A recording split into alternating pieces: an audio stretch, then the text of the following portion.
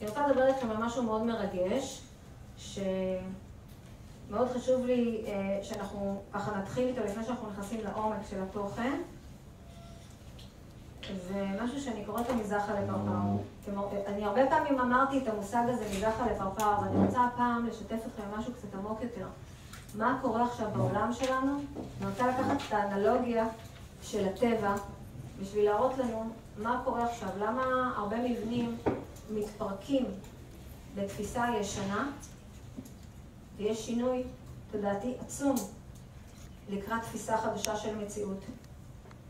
מה קורה בטבע? משהו נפלא ומרגש. תסתכלו על פרפר. קודם כל, זחל. לפני שהוא הופך לגולם, מה שקורה זה שהוא אוכל, ואוכל, ואוכל, ואוכל. פשוט מגיע למלוא הפוטנציאל שלו. וכשהוא מגיע למלוא הפוטנציאל שלו, זה קורה גם בתאים שלנו כשאנחנו מתפתחים במבנה שנקרא טורוס. קח את הזחל כדי לראות את הפשטות של זה בטבע.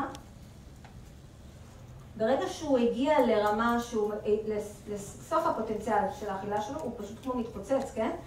התאים שלו מתפרקים. כשהתאים שלו מתפרקים, הם הופכים למימיים. כמו איזה ג'ל כזה, מימי. תאים מתפרקים, אבל יש כמה תאים שלא מתפרקים. לתאים האלה קראו תאי הדמיון. למה תאי הדמיון? תאי הדמיון למעשה מחזיקים את התודעה של היותו פרפר. מה שקורה בהתחלה זה שהתאים המימיים המפורקים בהתחלה מתנגדים ותוקפים את תאי הדמיון. תאי הדמיון מתחילים להתאחד, ליצור קהילות. ברגע שהם יוצרים קהילות הם מתחילים לשכפל את עצמם. ברגע שהם משכפלים את עצמם מספיק פעמים, הם מגיעים למסה קריטית. המסה הקריטית הזאת יוצרת את הפרפר, את התופעה המדהימה הזאת שקורית בטבע, שנקראת פרפר. אני לקחתי את הדוגמה הזאת כי אני רוצה להשוות אותה כאנלוגיה למה שקורה עכשיו באנושות. מה שקורה עכשיו באנושות שאנחנו פשוט גדולים מדי. אנחנו צורכים מדי, בכף, צורכים, צרכנים. ואנחנו משתמשים במשאבים של כדור הארץ הרבה יותר ממה שכדור הארץ יכול לייצר. 30% יותר ממה שאם האדמה יכולה לייצר. כלומר, אנחנו מקלים את כוחות הטבע. כל שנה 53,000 זנים נכחדים. תנשמו את זה. אבל יש את תאי הדמיון. תסתכלו סביבכם, תכירו. אני מאוד אני תא דמיון. אני מחזיקה את החזון של העולם החדש. גם אתם? יש לכם צמרמורת עכשיו כמוני? אנחנו תאי הדמיון. אנחנו מחזיקים את החזון של העולם החדש. האחריות שלנו היא להחזיק את זה. גם ההתנגדויות מבחוץ. גם עם הרגעים שאנחנו לא מאמינים ויש לנו ספקות. כי בשדה התודעתי של האנושות יש המון ספקות, ואנחנו מחוברים לשדה הקולקטיבי הזה.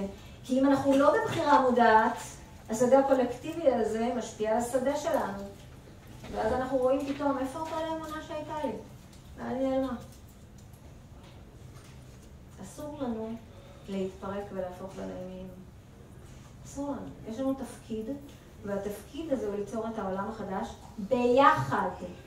כמו שתראו בפרפר, בשביל ליצור מסה קריטית צריך להתאחד. אף אחד לא יכול לבד. כל אחד מאיתנו לבד, אנחנו לא נעשה את השינוי.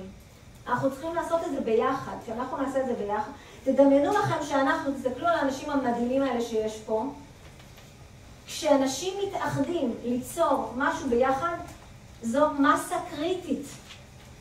זה יוצר שינוי תודעתי לא רק בחיים שלהם, אלא בחיים של האנושות כולה. כי כל התאים של היצירה בבריאה, כל דבר שנוצר בבריאה, הוא נוצר על ידי מסה קריטית. כל חיים, אפילו תינוק, כל דבר, אפילו פרויקט עסקי, הוא חייב להיווצר על ידי מסה קריטית. מספיק אמונה, מספיק תשומת לב, מספיק אנרגיה, והאנשים הנכונים, אין דבר שלא יכול לקרות. נכון או לא נכון? נכון. גם העולם הזה יכול להיות העולם שאנחנו מאמינים בו, שאנחנו רוצים אותו. עולם של אחדות, עולם של בחירה, עולם שאנשים ידאגו אחד לשני כי הם יזכרו שהם אחד. הם לא יכולו לפגוע בחיה או לפגוע באדמה, כי הם יזכרו שהכל זה אחד. ובגלל זה רציתי לפתוח את זה עם זה, כדי להזכיר לכם מי אתם, לפני הכל.